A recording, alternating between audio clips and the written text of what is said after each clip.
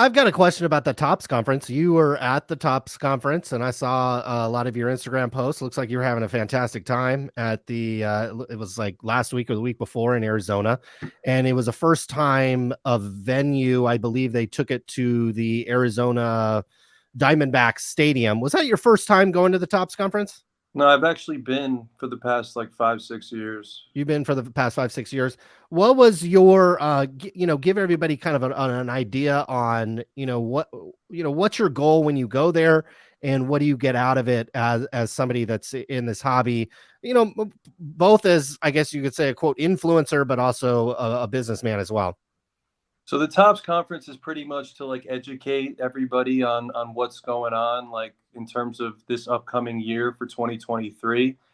I think in the past it's been more talking about just like smaller stuff, but now it's I think it holds more weight. I think the Tops conference is something that if you're on the business side of the industry, it's very good to go to because things are happening, changing rapidly. So it's something that you want to keep up with the news and kind of see what's going on.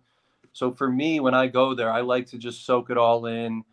It's also good because you have a lot of the people on the business end of the hobby there, as opposed to like a card show or opposed to something else where those people may or may not come. You might see some of them, but this is more concentrated of an area of people who are actually in the business of sports cards. So I like to go and like talk to those people, network a little bit, and just honestly having.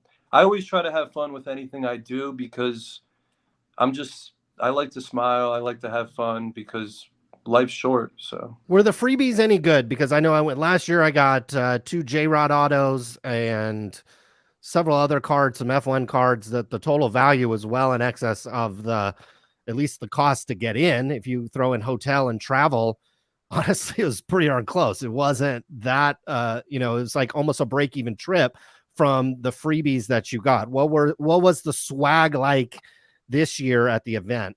it was definitely up from previous years. They Oh, gave wow. away there was 3 packs with like an encased autograph of like better players. Usually when they make sets for like these events, they won't put in like the lower end of the checklist on most products. They just put like the top half in.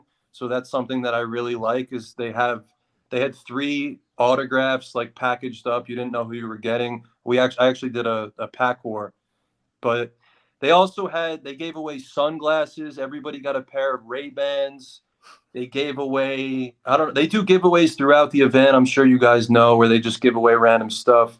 The thing that I like a lot is they had Corbin Carroll on the opening night. He's like the second best prospect in baseball right now.